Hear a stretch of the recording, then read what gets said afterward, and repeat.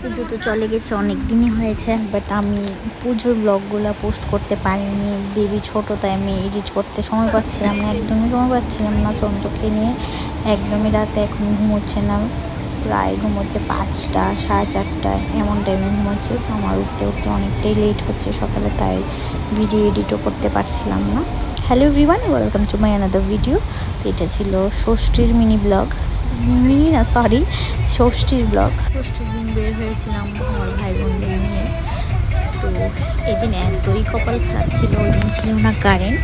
আমাদের পাড়াতে gas line থেকে আগুন লেগে কারেন্ট ছিল অফ। ওই দিন রেডি হতে যা প্রবলেম হয়েছে, এরপরও খুব ভালোভাবে রেডি হয়েছি। ওরা দুইটা রেডি হয়নি ফুললি, ওরা গাড়িতে গিয়ে রেডি হয়েছে। আমি একদম রেডি হয়ে বের হয়েছি, কারণ সন্ত আমার কুলে থাকলে আমি রেডি হতে পারবো না, তাই আমি রেডি হয়ে বের হয়ে গেছি। আর এই দুইটা গাড়িতে অর্ধেক রেডি হয়েছে, অর্ধেক আমি একটু টাচআপ দিয়ে দিয়েছিলাম। বাকিটা ওরা গাড়িতে বসে বসেই করেছে, যেহেতু প্রচণ্ড গরম ছিল, বাড়িতে কারেন্ট ছিল না, ফ্যান ছিল না। গাড়িতে এসে চালিয়ে ওরা রেডি হয়ে যায়। এদিকে আমি ভিডিও করছিলাম ওদের। ষষ্ঠীর দিন আগেই আমাদের প্ল্যান ছিল যে আগে আমরা কিছু খেয়ে নেবো, কারণ খাওয়ার পাওয়াই যায় না, রাত হলে তো আরও পাবো না। তো ফার্স্টে আমরা যেহেতু টাউনে একদমই ঢুকতে পারবো না, নো এন্ট্রি যদি থাকে, তাই আমরা চলে গেছি আগে। কোথায় গেছিলাম? বাইপাসে রনি পাঞ্জাবি ধাবাতে। ধাবাতে গেলে খাওয়ার পাবো, এটা আমাদের জানা ছিল।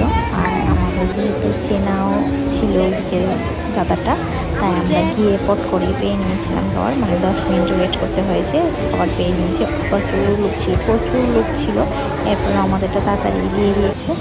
তো আমরা খাওয়া শুরু করেছি। এমনিতেই সন্ত কাজ ছিল, তো আমি ঠিক করে খেতে পারিনি, ও খাইয়ে দিয়েছিল একটু। তারপর আমার ভাইয়ের কাছে গিয়ে আমি খেয়ে নিয়েছিলাম। তো এদিন পুজো দেখার প্ল্যান ছিল, বাট পুজো আমরা দেখতে পারিনি, অনেক লেট হয়ে গেছিলো। বাড়ি থেকে বের হতেই প্রায় 9:30 10টা বেজে গেছিলো। তো আমরা খাওয়া দাওয়া শেষ করতে করতে প্রায় 11:30 12টা বেজে গেছে মেবি, আমার ঠিক খেয়াল নেই। বাড়িতে আমরা ঢুকেছি প্রায় 2:30 বাজে, হ্যাঁ 2:30 বাজে। তো আমরা এই দুটো পুজো দেখে এসে গেছিলাম বাড়িতে, কারণ লেট হয়ে যাচ্ছিলো, প্রচুর লেট হয়ে যাচ্ছিলো। প্রায় আমরা ঘুমাতে 4:30 বেজেছে, কারণ এসে আমরা আড্ডা মারছিলাম। ভাই চলে গেছিলো ওর বন্ধুদের সঙ্গে, আমার বাবার বাড়ির ওইদিকে পাড়াতে থাকবে, যেহেতু ওর সব বন্ধুরা ওইখানেই আছে, তাই ও আমাদের সঙ্গে থাকেনি, আমার বোনরা ছিল।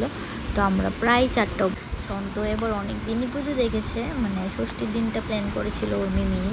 তো আমরা ষষ্ঠীর দিনটা ভালো এনজয় করেছি, পুজো না দেখতে পারলেও সন্তকে নিয়ে খুব ভালোভাবে কেটেছে পুজোগুলো। তোমাদের কেমন কাটলো পুজো? আমার তো ভীষণই ভালো কেটেছে। পুজো দেখতে পারিনি, এটা আলাদা ব্যাপার, বাট সন্তকে নিয়ে আমাদের প্রথম পুজো ভীষণ ভালো কেটেছে। আমরা ভীষণ এনজয় করেছি, বলার বাইরে এনজয় করেছি। রাস্তাঘাটগুলো খুব মিস করি এখন বের হলেই, যে একদম ঠান্ডা ঠান্ডা থাকে রাস্তাঘাটগুলো। কী সুন্দর ছিল পুজোটাতে সারাটা পুজো খুবই ভালো লেগেছে। মনে হয় পুজোটা যদি আরও কয়েকটা দিন থেকে দিত, কতই না মজা হতো। সত্যি পুজোটা চলে গেলে একদম ভাল লাগে না, রাস্তাঘাটগুলো একদম মিস করে।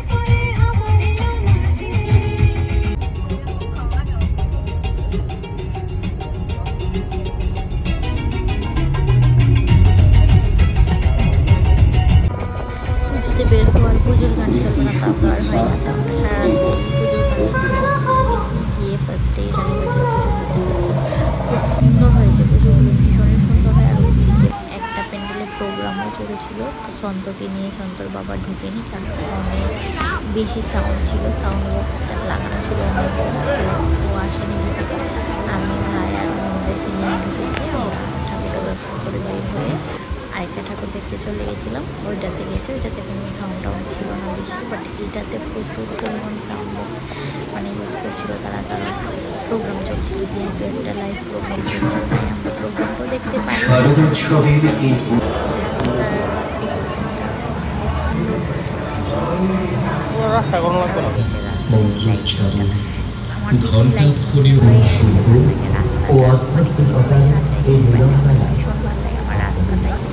প্যান্ডেলটাও খুব সুন্দর হয়েছিল, গঙ্গাঘাট বানিয়েছিল, গঙ্গা হয়েছে বাকি দিনের ষষ্ঠীতে হয়নি, ষষ্ঠীতে সেট আপ করে রেখেছিল। আমরা ভেবেছি যে সেট আপ হয়ে গেছে। বাট আমি কয়েকজনের ভিডিওতে দেখেছি যে লাইভ গঙ্গার হচ্ছিল, ওইটা মিস করে গেছি। আবার নেক্সট ডে যাওয়ার ছোটো আর প্রচণ্ড ভিড় থাকে এবার আমি ওই জন্য হয়েছে এই প্রোগ্রামটাই চলছিল।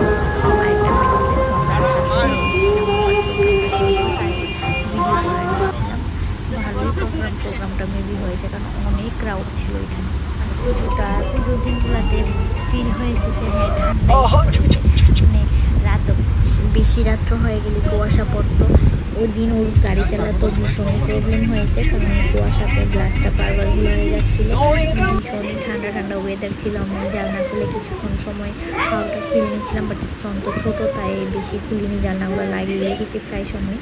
তো বাড়িতে এসেছি আমরা প্রায় 3টা বাজে মনে হয়, কারণ গ্যারেজে গাড়ি রেখে প্রায় আধ ঘন্টা আমরা রাস্তাতে ফটো উঠিয়েছি। একটা প্যান্ডেলও আমরা ফটো উঠাতে পারিনি, মানে সন্তকে নিয়ে পারিনি, প্লাস আমাদেরও ইচ্ছে ছিল না, কারণ টায়ার্ড হয়ে যাচ্ছিলাম বারবার। তো আমরা এসে ঘরেও অনেকক্ষণ ফটোশ্যুট করেছি, ভিডিও করেছি। আমরা তিন বোন মিলে।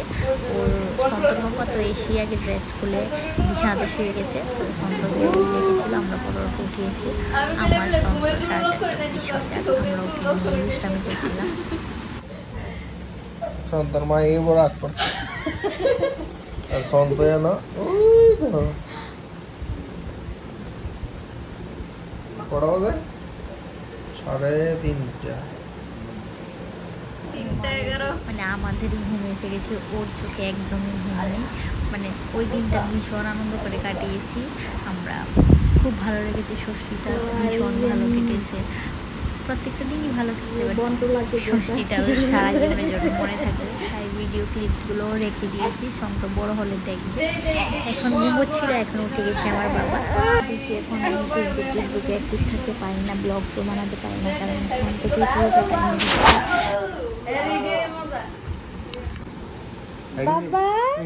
বন্ধ হয়ে যাচ্ছে।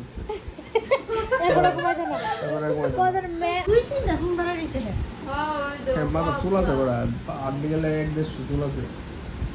2-3 না অনেকটাই আরে কম 2-3 ছয় বলতেছো না বইছে না শোন আরামসে করতে বইছে।